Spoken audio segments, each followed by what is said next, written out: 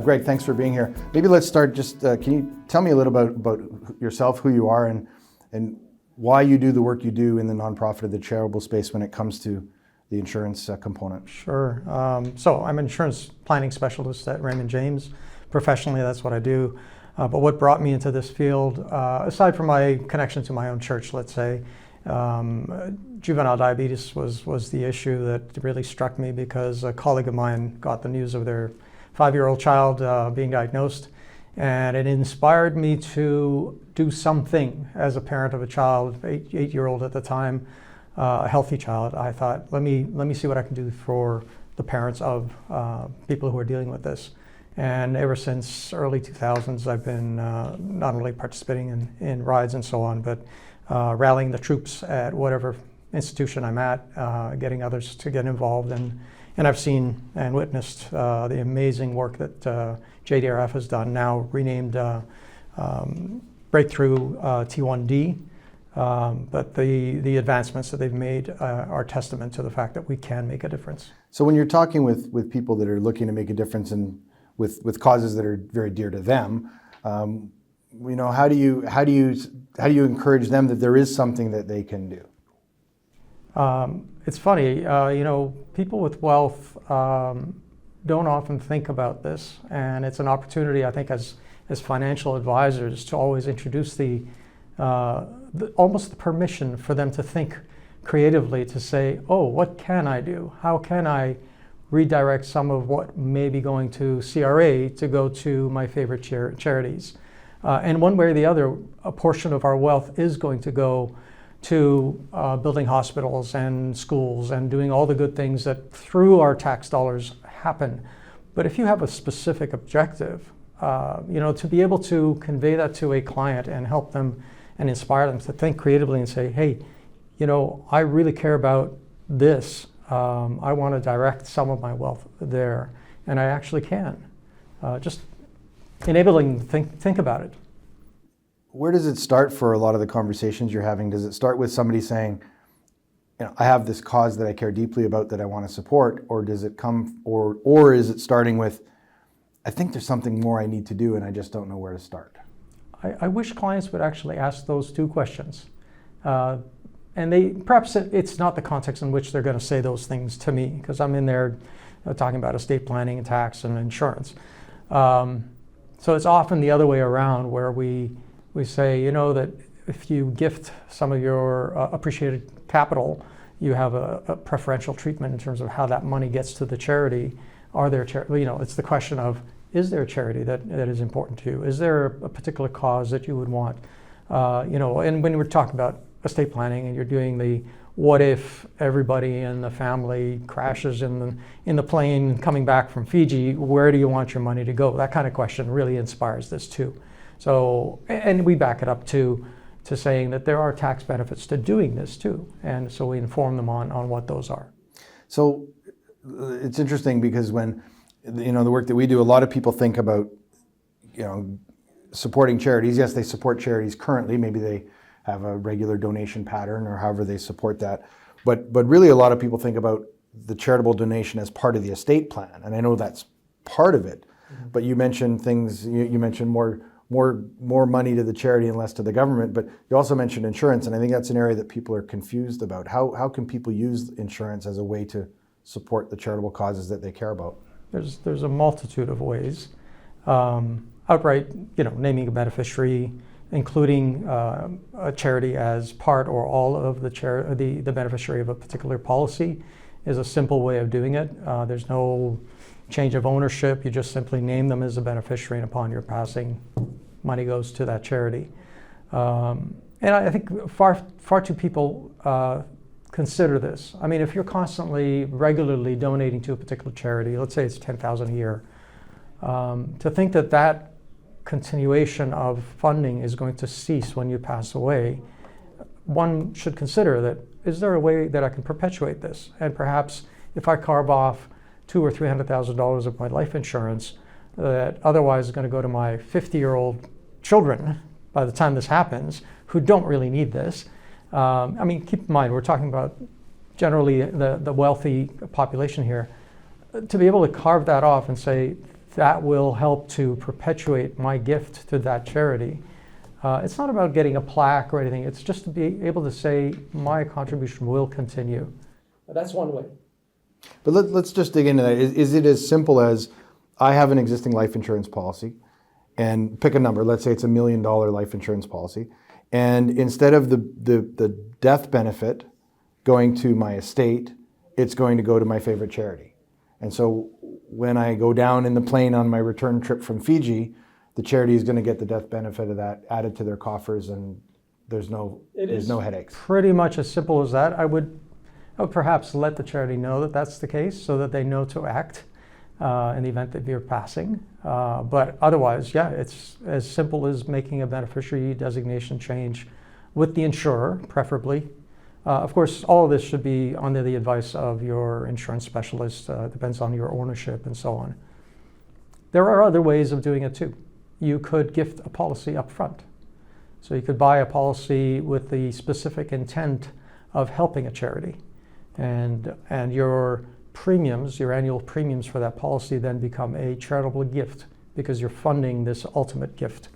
And so if you buy $1 million policy as your example, and you're paying $10,000 a year for this insurance policy, that's actually a gift on behalf of the charity, because ultimately the charity is going to receive that $1 million when you pass away.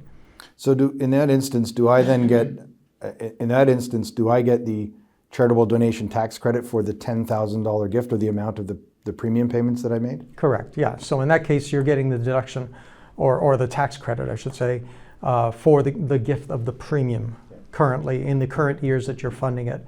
Whereas in the other scenario where you're gifting a lump sum from the policy itself, then the eventual death benefit is what triggers the receipt. And so this is where tax planning comes into play. If you've got a large tax liability upon your passing, you may favor the eventual tax break that you're going to get with a larger donation receipt on the other end. I think though, this is sometimes why it's hard for people to understand this, because there's a number of different variables at play. There's how long are you going to live? What is the value of your gift? What is the taxation? What is the residual tax due on death from the estate? And so, obviously working with a professional is key, but I want to focus in on this gifting of the policy up front. So, if I have an organization that I care deeply about, and I've been supporting them, as you said, with $10,000, and I want to see them have some longevity, is the best thing to do just to sit down with the charity and talk to them about this and say, hey, I'd like to make a legacy gift in this way. Mm-hmm. How much money makes sense for you? Because I can imagine some charities wouldn't know what to do with a large gift all at once. That's an excellent question, and it's loaded because it really depends on the charity that we're talking about. Of course, every charity will hope to get as much as possible. So the answer to that would be, give us all. But I would suggest that before you go down that route, you talk to a financial advisor first, because the risk of doing that is that you now are a target for, no offense, but certain charities may suddenly go, okay, we've got a big candidate here, let's get after them. You want to have an idea of how much and when you want to give before you have that open conversation. But I would encourage that ultimately. I think that's an excellent place to get to, but on your way there, have other advisors guide you as to what makes sense in your world. And that's, I think, a financial advisor would be the candidate to help frame that first. I'm just curious to kind of run some high level numbers, and I know everything's different and it depends on age and health and a whole bunch of things, but just to give kind of a sense, is what would we be looking at in terms of the total amount that somebody would be required to pay out to buy a life insurance policy, to make a major gift to an organization? And then how do we spread that gift over a number of years with proper planning to make sure that it's done tax effectively? Well, I for the sake of a discussion, I just ran, at your prompting, I ran an example for $1 million on a 55-year-old female. Obviously, every client, every individual is very different. So the pricing is based on age and health and all that stuff. But $1 million can be funded at about $14,000, $14,200 per year. To guarantee $1 million ultimately ends up in the hands of the charity. Depending on how long you live, obviously, that $14,000 accumulates. But that allows the average person to make a significant gift to a charity they care about without committing a large amount up front. and just gradually redirecting some of their cash flow, some of their earnings to that project. And they may already be giving $14,200 a year to that cause anyway. True, but there is where you have to be careful, because maybe the charity needs that $14,200 right now. So let's be careful not to starve the charities in the short term for the sake of something 20, 30 years later.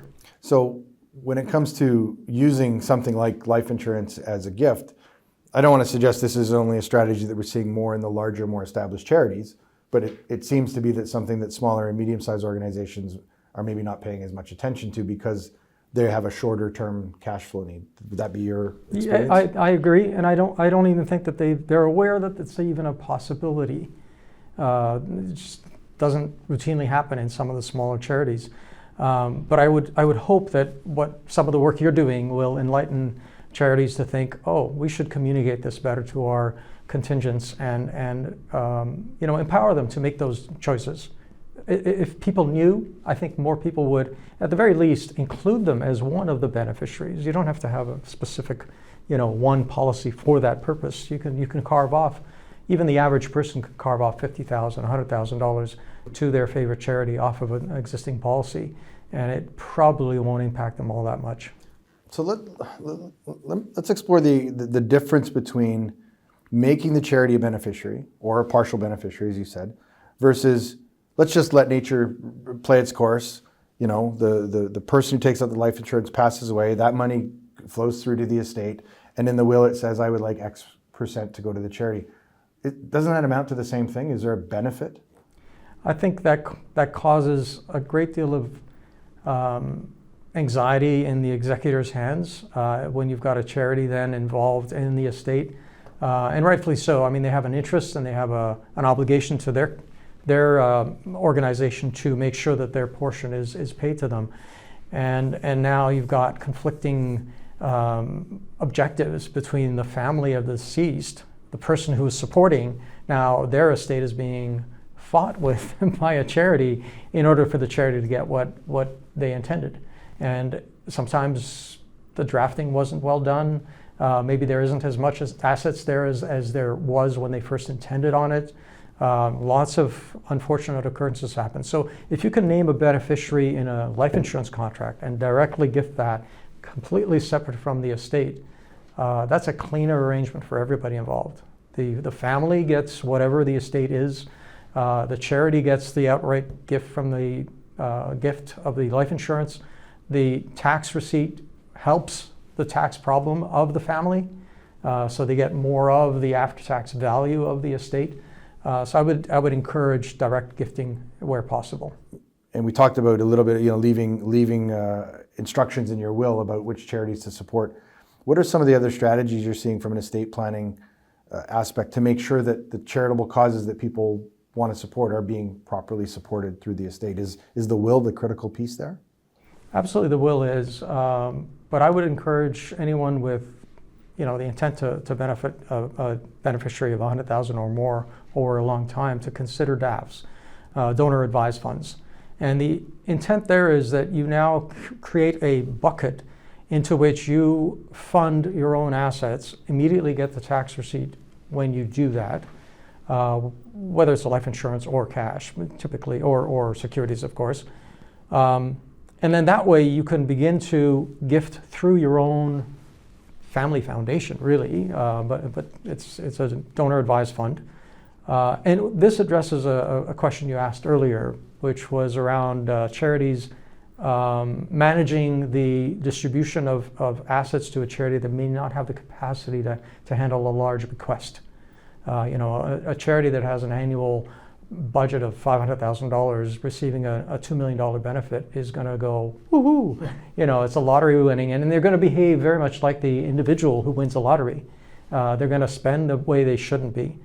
Whereas if you put that into your donor advised fund, and your donor advised fund is now instructed to pay out 5% a year forever to that charity, or forever for as long as you'd like, you've now enabled your objective to benefit that charity on an ongoing bequest that's going to help them and is going to manage that money much better. And your advisor is managing that fund. so that it's growing at the same time. So I provide instructions to the bucket Yes. that says, this is how I want this money to be dispersed after I'm gone, and the provider just follows those instructions. What does the family not come in and say, we don't want to support those causes anymore, we'd like to support something else? How does that work? Not really. I mean, if they weren't involved, that's not the case. But I would actually encourage early on, if you're doing this, not in contemplation of passing, but during your life, you create this bucket, the DAF, engaging your partner, engaging your children on an annual discussion around how you want these funds to be used.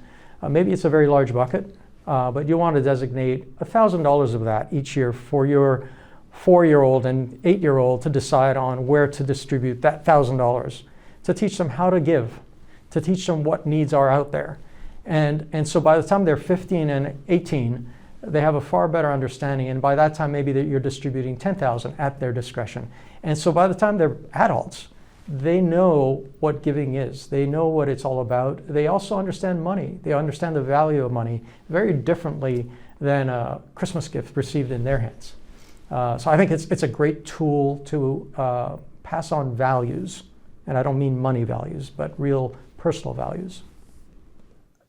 I guess, I think about some of the smaller and medium-sized nonprofits and charities that I come across, and they're not aware of these things. And I think you're probably going to agree, but I've been saying that education is the way that we can help maximize our support to organizations, because the more we learn about the rules, gifts of securities, gifts of insurance, using donor advised funds, the more money we can make sure gets directed to the causes we want, and we don't have to trust our government to do that for us through our tax dollars. Right. Yeah, absolutely. Yeah, and far too people and far too few organizations know that there are more ways than just giving out cash. I can talk about my own church as an example. We would have no clue what to do with a stock gift, quite frankly.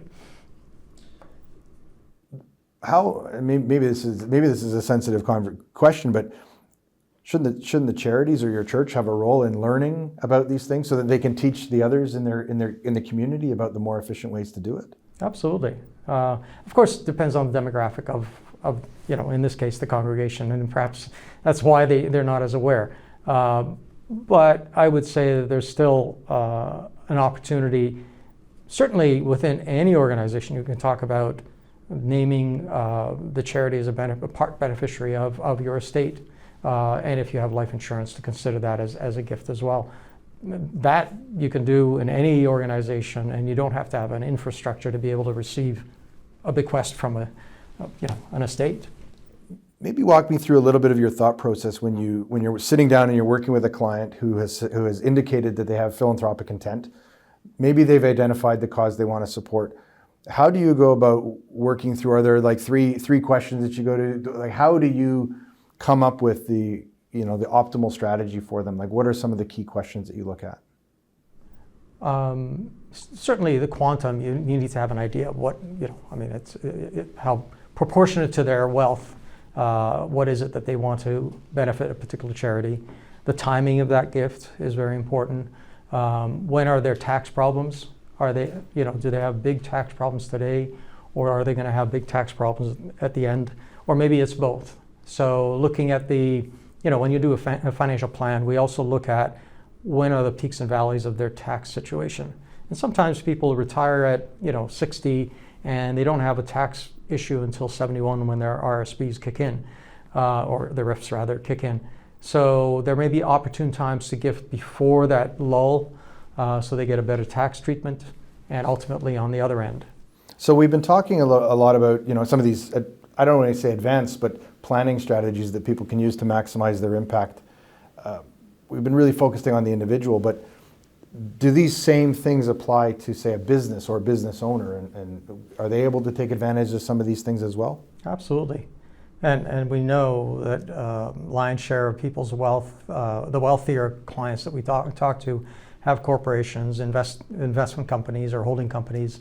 So it's just additional zeros, but effectively the same things can be done through a corporation, whether it's appreciated capital properties, or life insurance owned by a corporation. You may have bought a policy with a buy-sell agreement intention, and lo and behold, you sold the underlying business. You no longer have a need for that life insurance policy. You don't want to get rid of it. It's an asset. Well, you can actually now benefit a charity, maybe up front, or name them as the eventual charity recipient. So I guess what I think about is, if I'm on the board of directors of a charity, and I know that Greg is running a corporation, and you've been very generous to me, wouldn't I want to learn a little bit more about this so that I can introduce you to the right professionals who can guide you to teach you whether insurance held in your holdco versus doing this personally is an advantage? Absolutely. But I would say that this area is so specific to the case details. We have currently a client that's asked that question. They want to give $100,000 to a Orlando entity for whatever reason, and they asked, is it better to give personally or corporately? And I've got our tax folks looking at this, and they've asked him for all his tax filings in order to give their advice. So it's not an immediate, yes, corporate donation is better than personal. It's not as black and white as that. I think it's good to be aware that these are the sort of things you should evaluate if you want to absolutely maximize the impact that you can have with your donated dollar. Yes. And I think one of the things I've started to say is, if you know how to do it, you'll be more efficient, which can lead to your donation being even larger. Yes. So is that kind of what you're seeing when you're doing these, individualized plans for people with corporations or without corporations, that they're able to, all of a sudden they're giving more than they thought they could give? You have to marry the heart to the tax pocket, and if you can find out what is really driving an individual and help them to see how that will reduce their tax problem at the same time, and you marry those two, it's the emotion and the intellect working together then, and optimizing how effective we can be. So if my gifting to a charity of $100 of cash means I get a tax receipt for $100, great. But if I can give $100, highly appreciated property, something I bought for $10, a share I bought for $10, it's worth $100 today, I'm still giving $100 to the charity. But now I'm reducing the capital gain tax that I would pay on that $90 of gain that I have on that asset, right? Does that mean that I can actually effectively give the charity perhaps more? So in your work with families or generous Canadians, whether they're in their corporation or themselves, what are you seeing what is their reaction when you walk through all of these different options? Because I suspect that many of them have never heard of some of these strategies before, and now you've presented credible, viable options for them to maximize their generosity.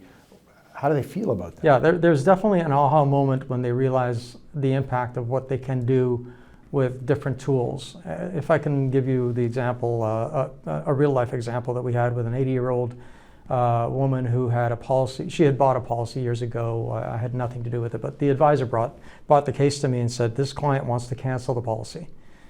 And I looked at it and I said, well, this is a valuable policy. You don't want to cancel this. She's 80 years old. I think it was a $300,000 face amount. Well-to-do, in great health, but has no need for it anymore. And her child was also well-to-do and received an inheritance recently, so didn't care about this. I finally convinced the client that you could gift this to a charity and perhaps get a sizable receipt for that gift. And they thought, okay, well, let's take a look. At the end of the day, we were able to get this valued at $100,000. So she literally gave the policy to the charity, and in this case, the charity took the responsibility of the future premiums on this policy, knowing full well that they're going to receive $300,000. She received a $100,000 tax receipt, and at her income level, that's going to be valuable for something that she was prepared to throw in the garbage. And it literally had a zero cash value position. Like, there was no cash value to that policy. Had she cashed it in, she would have gotten nothing. So 0 to 100 for her, 0 to 300 for the charity. Not a bad transaction. So I think a lot of donors would be surprised to learn that there's different ways that they can better support the causes that are important to them. But how can we empower charitable organizations to pick up the mantle and to help their donors understand or to work through these problems about how to maximize the benefit that they can provide? Yeah, I think there's a big gap there, especially for the smaller organizations that may not have the staffing and the resources to do an effective job of communicating, for them to understand it, let alone communicate it to their contributors. So working with a financial advisor who understands this space and who can help support and educate their people, their own board first, and also their key contributors. I think that will be effective in helping them reach their objectives much better. I'm thinking about the small charity in Surrey, BC, that maybe has some donors among their supporters that would be in a position to maybe consider a gift of insurance. From what you've seen and the people that you've talked to, how do we get those people to get educated about this so they're confident enough to have that conversation with the donor about, thank you for the gift of $1,000, thank you for the $14,200 gift. Let me teach you a different way that maybe appeals to you more long term. I think, like anything else, if you don't have the conversation, that's just not going to happen. People aren't going to fall into this, oh, should I do this?